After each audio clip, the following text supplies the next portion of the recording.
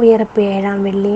യോഹന്നാന്റെ സുവിശേഷം 4-ാം അധ്യായം 19 മുതൽ 24 വരെയുള്ള വാക്യങ്ങളുടെ വിശകലനം. സമരിയാക്കാരി സ്ത്രീ. 5 ഭർത്താക്കന്മാരുണ്ടായിരുന്നുവെന്നും ഇപ്പോഴുള്ളവൻ അവളുടെ ഭർത്താവല്ലെന്നും യേശു പ്രഖ്യാപിച്ചപ്പോൾ തന്നോട് സംസാരിക്കുന്നവൻ സാധാരണക്കാരനല്ലെന്നും വലിയൊരു പ്രവാചകനാണെന്നും സമരിയാക്കാരി സ്ത്രീ തിരിച്ചറിയുന്നു.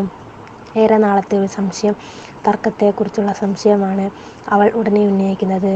യഹൂദരുടെ ജെറുസലേം ദേവാലയത്തിലെ ആരാധനയാണോ അതോ സമരിയാക്കാരുടെ ഗെരിസിം മലയിലെ ആരാധനയാണോ ഫലപ്രാപ്തിയും സത്യവുമായത് എന്നവൾക്കറിയേണ്ടത്.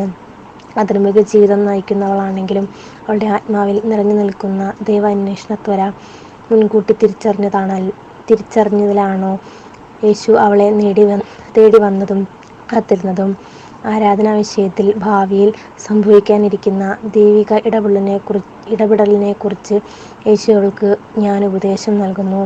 മലകളെ ചുറ്റിപ്പറ്റിയുള്ള ബാഹ്യമായ ആചാരങ്ങൾക്ക് അറുതി വരുമെന്നും സർവ്വവ്യാപിയായ ദൈവത്തെ അരൂപിയിൽ സത്യത്തിലും ആരാധിക്കുന്ന സമയം സമാഗതമാകുമെന്നും യേശു അറിയിക്കുന്നു. തൻ്റെ കുരിശുമരണത്തിൽ നിവർത്തമാകാതിരിക്കുന്ന നിത്യബലിയിലൂടെ ദൈവത്തിൻ്റെ ആത്മാവ് മനുഷ്യഹൃദയങ്ങളിൽ കുടികൊള്ളുമെന്ന രക്ഷാരഹസ്യമാണ് യേശു ഈ പ്രഖ്യാപനം. ജഡത്തിൻ്റെ ആത്മാവിനെയല്ല, പുത്രസ്വീകരണത്തിൻ്റെ ആത്മാവിനെ അവൻ നമുക്ക് നൽകി.